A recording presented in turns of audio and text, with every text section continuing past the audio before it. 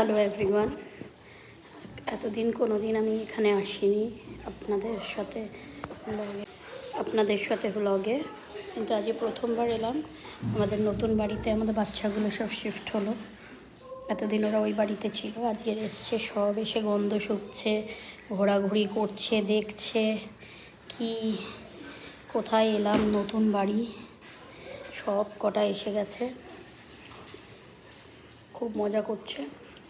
নতুন বাড়ি তো, ওরা কোনো দিন আসেনি এর আগে এই বাড়িতে। আমিও খুব মজা লাগছে, আমারও খুব খুশি হচ্ছে ওদেরকে দেখে। আমার বাচ্চাগুলো সব এখানে আছে, আর এক একটা খাঁচায় থাকে, কারণ ওদের বড় বড় চুল, ওরা শো করে, নয় খোলা থাকলে শো খেয়ে নেবে ওরা একজন আরেকজনের চুল, তাই ওদেরকে খাঁচায় রাখা হয়। আর একা একা ছাড়া হয় এক একজন করে করে সারাদিনে, কিন্তু এরা তিনজন ছাড়া থাকে, কারণ ও এখনও ওর বয়স হয়নি, সবে 5 মান্থস।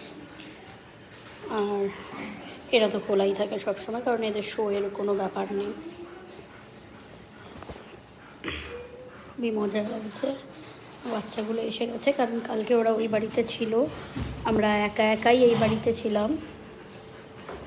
আজকের ওরা এই বাড়িতে এসছে, আজকের আমাদের সাথে থাকবে ওরা। কালকে ওরা একা একা ছিল ওই বাড়িতে, আমরা ওদের সাথে ছিলাম না, মানে একদম একা না, দুজন আরও ছিল। হ্যালো বলে দাও মা।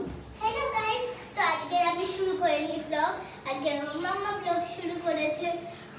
ওর জন্য আমি দেখি পুরো মুখটা পুরো গেছে ঠাকুরের, এখানে এখানে মানে রং করছিল। ওর জন্য আমাদের বাড়িতে তো ডগি আছে, ওর জন্য আমি কিছু করতে পারলাম না। আমি একটা টিস্যু নিলাম, টিস্যুটাকে মুড়িয়ে আঙ্গুলের মধ্যে নিয়ে পড়াচ্ছি। এখন ফেলতে যাচ্ছে,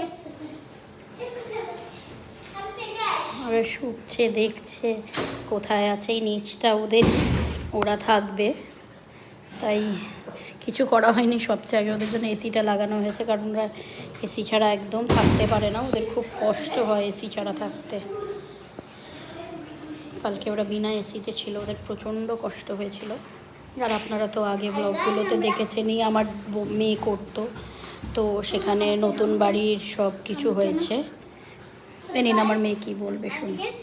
আমি তোমাদেরকে এটা বলতে ভুলে গেছি যে আমরা শিফট হয়ে এখানেই থাকছি। আমরা তো